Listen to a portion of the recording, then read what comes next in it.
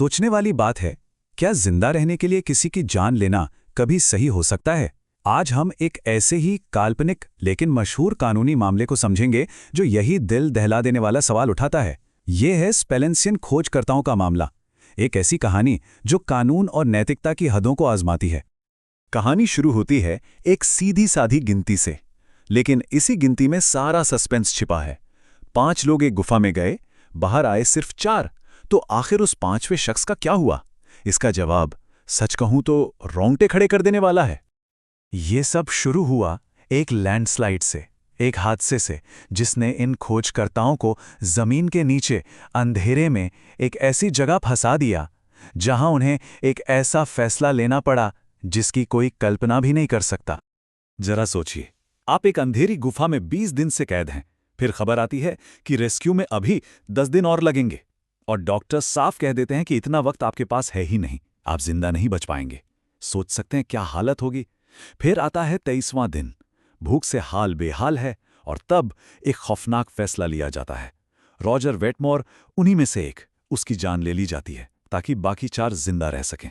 और जब आखिरकार उन्हें बचाया जाता है तो उनका स्वागत हीरो की तरह नहीं, बल्कि उन पर हत्या का इल्जाम लगाकर किया जाता है। और यहीं से ये केस पेचीदा हो जाता है। देखिए, उनके देश का कानून बिल्कुल साफ है। जो कोई भी जानबूझकर किसी और की जान लेगा, उसे मौत की सजा मिलेगी। कानून में कोई शक नहीं है। लेकिन सवाल यह है कि क्या इस सिचुएशन में इंसाफ भी इतना ही साफ है? क्या उन्हें सच में गुनहगार माना जाना चाहिए? ये केस ना असल में कानून को देखने के 2 अलग-अलग नजरियों की टक्कर है। एक तरफ है कानून की लिखावट, यानी जो काले अक्षरों में लिखा है बस वही सच है, उसे हर हाल में मानो। और दूसरी तरफ है कानून की आत्मा, यानी ये समझो कि कानून बनाया क्यों गया था, उसका असली मकसद क्या था। तो चलिए सबसे पहले उस दलील को देखते हैं जो कहती है कि कानून जैसा लिखा है वैसा ही मानो। इस नजरिए को सामने रखते हैं जस्टिस कीन। जस्टिस कीन का मानना बिल्कुल साफ था। उनके लिए एक जज की अपनी निजी भावनाएं, उसकी अपनी नैतिकता, इन सब की कोर्ट में कोई जगह नहीं है। जज का काम यह देखना नहीं है कि कानून सही है या नहीं, उनका काम है बस कानून को लागू करना। बहुत आसान। ये उनकी नैतिकता का नहीं, देश के कानून का सवाल है। उनका तर्क बहुत ही सीधा था। बस एक सवाल पूछो, क्या उन लोगों ने जानबूझकर विटमोर की जान ली? जवाब है हां, तो बस कानून के हिसाब से वो दोषी हैं। कहानी खत्म। हमदर्दी, हालात, इन सब बातों से कोई फर्क नहीं पड़ता। अगर उन पर दया दिखानी भी है तो वो काम कार्यपालिका का है, कोर्ट का नहीं। तो ये था एक नजरिया। अब देखते हैं इस सिक्के का दूसरा पहलू, जस्टिस फॉस्टर का तर्क, जो कहता है कि कानून की आत्मा को समझो। जस्टिस फॉस्टर की सोच ना बिल्कुल क्रांतिकारी थी।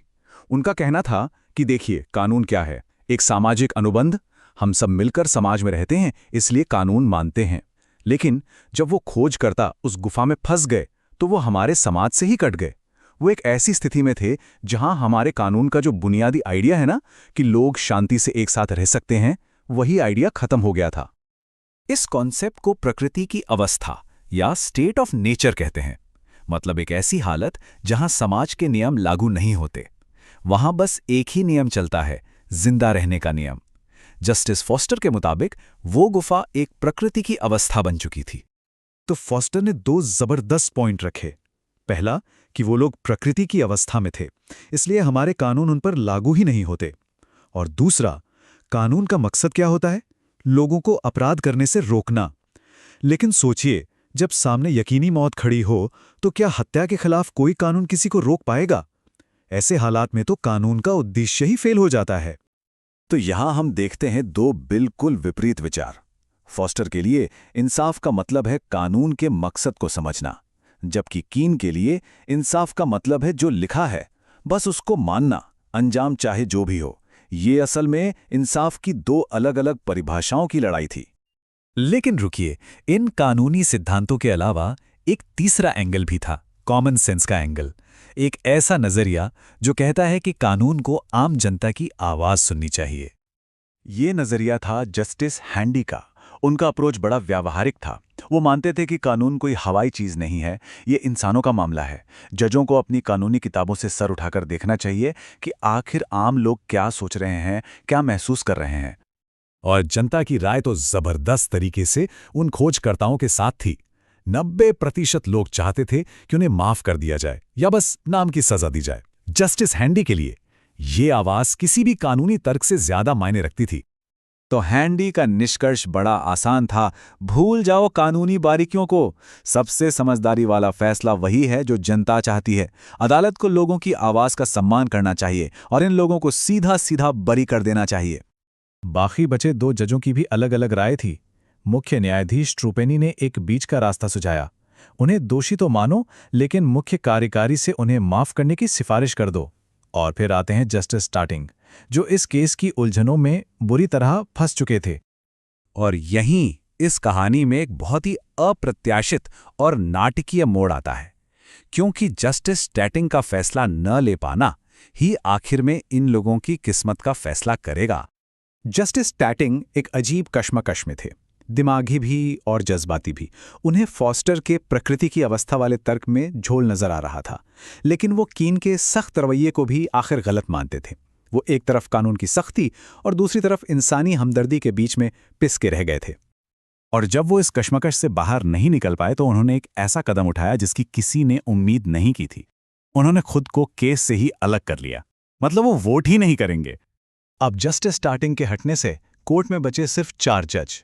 जस्टिस कीन और ट्रूपेनी ने दोषी ठहराने के पक्ष में वोट किया और जस्टिस फॉस्टर और हैंडी ने बरी करने के। नतीजा 2-2 से बराबरी, गतिरोध। और यहां सामने आता है कानून का एक बेहद क्रूर नियम। जब अपील कोर्ट में वोट टाई हो जाता है तो निचली अदालत का फैसला ही लागू रहता है, और निचली अदालत ने उन्हें दोषी माना था। तो इसका मतलब ये हुआ कि एक जज के फैसला ना ले पाने की वजह से उन 4 खोजकर्ताओं को मौत की सजा सुना दी जाती है। तो आखिर में ये केस खत्म हो जाता है, लेकिन एक सवाल छोड़ जाता है। आखिर कानून का असली मकसद है क्या? क्या ये बस नियम कायदों की एक सख्त किताब है, या ये इंसाफ हासिल करने का एक लचीला जरिया है? इसका कोई आसान जवाब नहीं है, और शायद इसीलिए इतने सालों बाद भी स्पिलेंशियन खोजकर्ताओं का ये मामला हम सबको सोचने पर मजबूर करता है।